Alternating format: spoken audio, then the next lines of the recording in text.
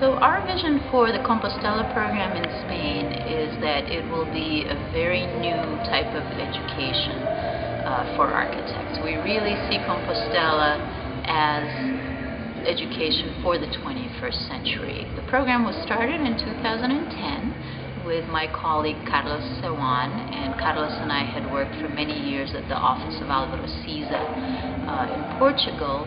So the first year of the program was 2010, and we have been running it ever since, each time in July for 3 weeks.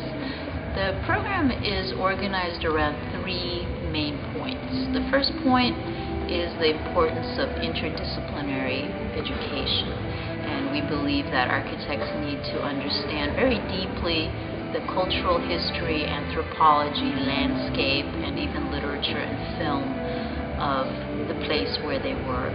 So we prepare lectures that are interdisciplinary in nature for our students. The second point is the idea that the city is the classroom. We learn very directly from the city itself. We have sketching classes in the different public spaces of Santiago de Compostela, and we also work on design projects that are real projects, real problems that are presented to us by the city mayor and city architect.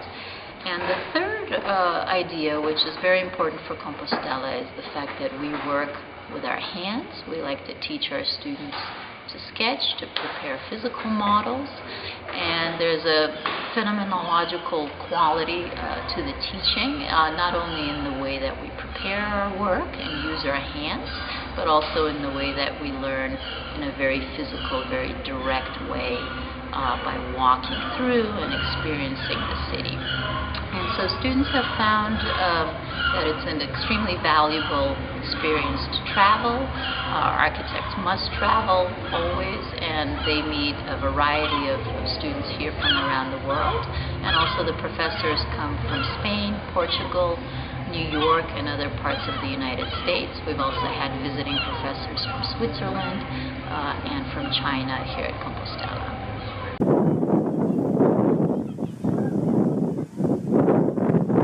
Well, this year we introduced something new in the program.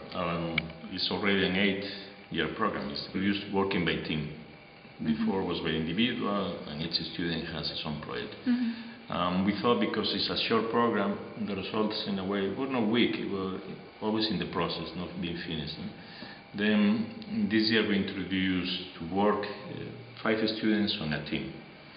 And then it was difficult because we have students from Russia, students from Eastern Europe, students from the States, students from China, very different cultures and also very different backgrounds in terms of education.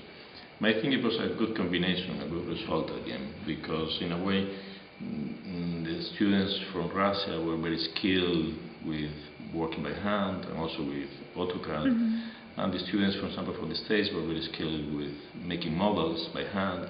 And the students from China were very rigorous. At the end, the result was a good combination.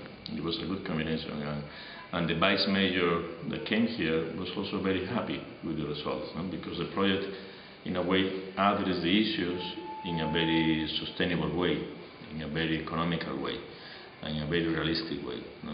And then the whole thing, I think, for me was very successful because the students learned how to work by hand, but also started to learn how to work by teams, making proposals first by ideas, and then the forms came at the end. It was in a way very rational process, but it was a very good learning, very good experience for them. And then for us, I think it was very successful, and I think we will continue this element of working by teams, and each team with people from different backgrounds. Asia, Eastern Europe, Europe, America, master degrees with undergraduates, in a combination of different people that then make something strong. All together work well. Then I think I was very happy. I think even the mayor was happy with that. Thank you. Thank you.